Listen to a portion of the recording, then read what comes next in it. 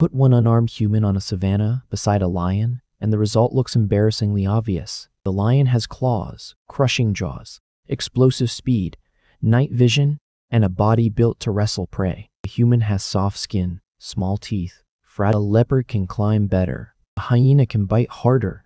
An eagle can see farther. Even an antelope can leave us breathing dust. Yet humans eventually became powerful predators and competitors across nearly every inhabited environment. So how did an animal that looks so badly equipped rise so high? The first clue is that top of the food chain is a useful phrase, but a messy scientific picture. Real ecosystems are food webs, not neat ladders. Humans eat plants as well as animals. Large predators have killed humans throughout our history, and they still can. Different human groups use different foods and strategies. There was no morning when every lion received a memo announcing that people were now in charge. What changed was influence. Humans became able to reach many kinds of food, defend spaces, alter landscapes, and sometimes remove animals much stronger than themselves. That influence came from a package of abilities working together, not one magical superpower. Start with the body we actually had.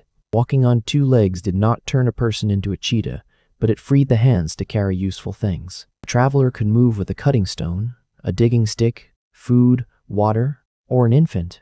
Human legs are also good at economical travel over distance. We are poor sprinters, but our skin can release heat through abundant sweating, and much of our running machinery resists fatigue. In the right climate at the right hour, with skilled trackers, that faster animal repeatedly sprints away, while slower people keep finding it and keep moving. Endurance pursuit was never a universal master key, and it should not be presented as one. A modern study assembled nearly 400 ethnographic and historical cases from hundreds of locations, showing that pursuit running was more widespread than a few famous examples suggest. The researchers found that it could offer useful returns under suitable conditions. But suitable conditions matter: temperature, terrain, prey.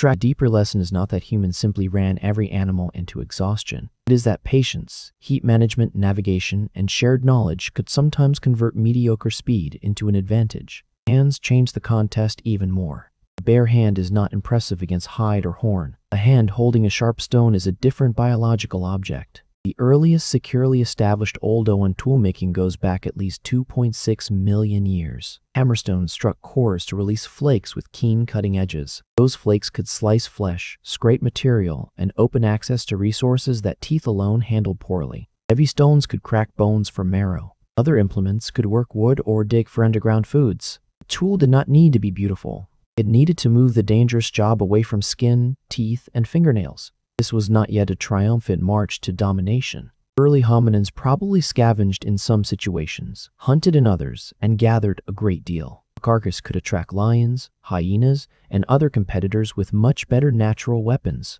Stone marks on bones show processing, but they do not always reveal who killed the animal first. That uncertainty matters. Human ancestors did not begin as fearless rulers. They learned to enter risky opportunities, acquire useful portions, and leave alive. Success meant reading tracks, watching vultures, judging competitors, and knowing when a meal was not worth a fight. Over immense spans of time, tools became more varied. By about 1.76 million years ago, Acheulean hand axes appeared, carefully shaped, large cutting, tools that spread across enormous regions and endured for more than 1 million years. Much later, points could be fixed to shafts. Wooden spears and damaged animal bones provide evidence that early humans were hunting large animals by roughly 500,000 years ago. The spear changed distance. Several spear carriers changed it again.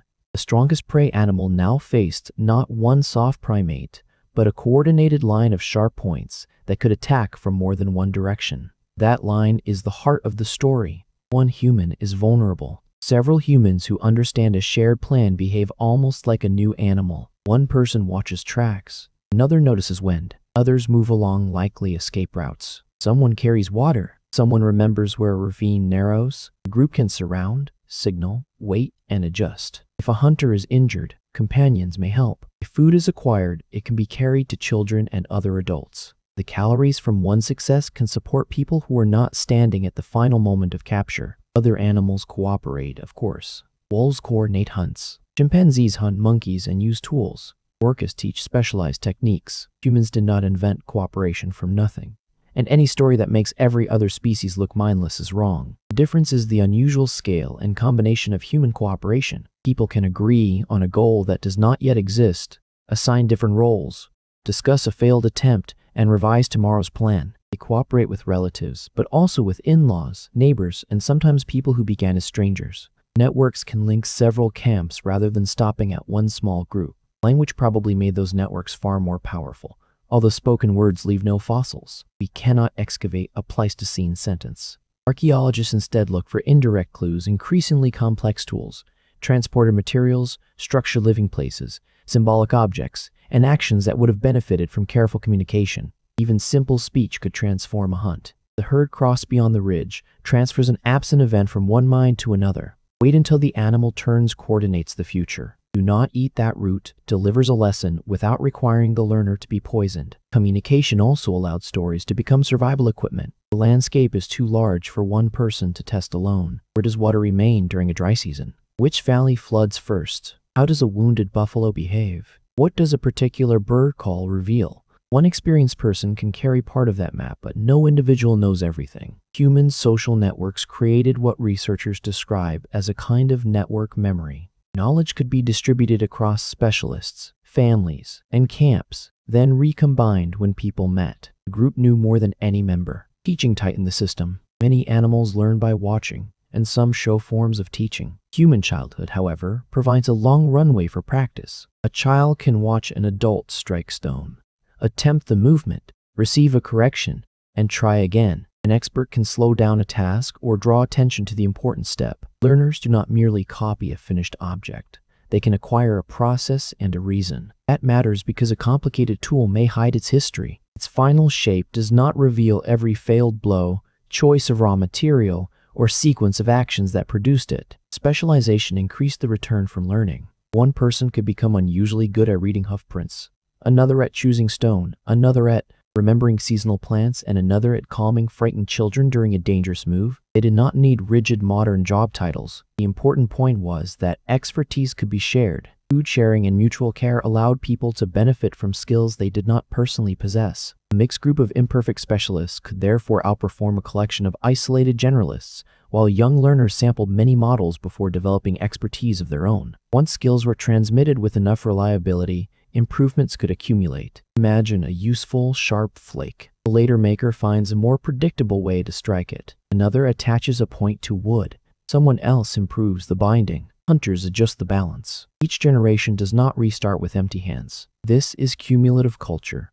Our metaphor is imperfect because knowledge can be lost as well as gained. Small or isolated groups may lose specialized techniques, but connected communities can store more ideas, compare alternatives, and recover from individual deaths. Fire added another layer of control. Clear evidence of Hars at Gesher Benot Yaakov is about 790,000 years old, while claims for much earlier cooking remain debated. A controlled fire could make some food easier to digest, neutralize certain plant toxins, provide warmth and light, and create a gathering place. Smoke and flames could also discourage some predators, though fire was not an invisible force field. Most importantly, a hearth altered time. Activity and conversation could continue after sunset. Food and information could be shared around a bright center, while darkness waited beyond it. Fire also shows why no single invention explains human success. A flame without fuel dies. A spear without a skilled maker breaks. A tracker without companions may find prey, but fail to secure it. A clever technique that nobody teaches disappears with its inventor. Human power emerged from links,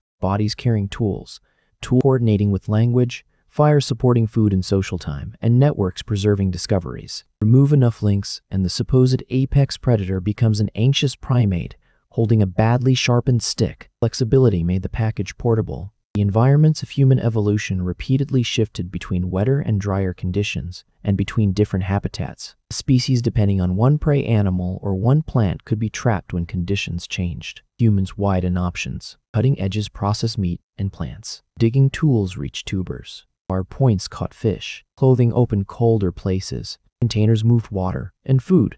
Shelters reduced exposure. Exchange networks carried useful stone and information across distances. Culture became a buffer between the human body and an unpredictable world. That buffer could change faster than anatomy. A lion cub must grow a lion's body before it can hunt like one. A human child inherits a modest body, but can learn a tool tradition accumulated across many lifetimes. If conditions shift, people do not need to wait for evolution to grow claws. They may redesign a point, change a route, cooperate with another group, or target a different resource. Biological evolution still shapes human capacities, and culture influenced biological selection in return. Yet learned solutions offered a second, unusually rapid way to adapt. Planning pushed danger farther away. Instead of matching an animal's strength at the instant of contact, people could influence events beforehand. They could choose terrain, approach downwind.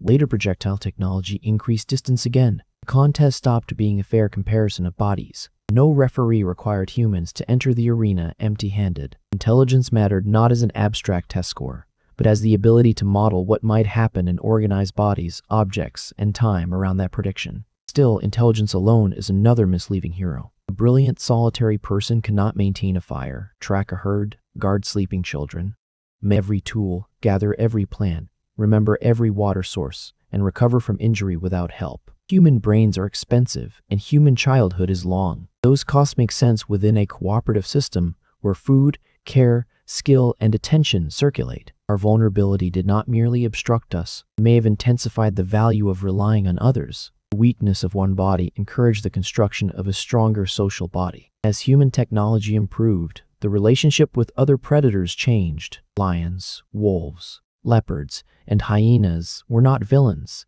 Humans could steal from carnivores, lose food to them, avoid them, kill them, or benefit indirectly from the information their movements provided. In some places and periods, large carnivores remained a severe threat. In others, human groups became dangerous enough to exclude competitors from carcasses or territories. The balance was local and gradual, not a single global takeover. Eventually, the package produced consequences far beyond hunting. People reshaped habitats with fire, moved species, built settlements, domesticated plants and animals, and connected knowledge across larger populations. Those developments came much later than the first stone flakes, but they extended the same principle. Collective information can magnify physical action. A farmer, sailor, engineer, or doctor depends on tools and knowledge no lone individual could reinvent. Modern society is network memory on an enormous scale, with all the benefits and risks that power creates. And the risks matter. Reaching an influential position in food webs was not a trophy awarded for moral superiority. Human cooperation can protect habitats or destroy them. Efficient hunting and landscape change sometimes contributed to severe ecological pressure. Today, technology allows people to affect predators, prey, rivers, forests, oceans, and climate without standing anywhere near them. The old survival package has become planetary power. Understanding its origins should produce humility, because the abilities that rescued a vulnerable primate can also outrun the ecological wisdom needed to control them. To return to that human-facing lion, alone and unarmed, the human is still in terrible trouble. That fact never stopped being true. The trick was to change what human meant in the comparison. The real opponent was not one body. It was a group arriving with carried water, sharpened tools, remembered tracks, shared signals, controlled fire.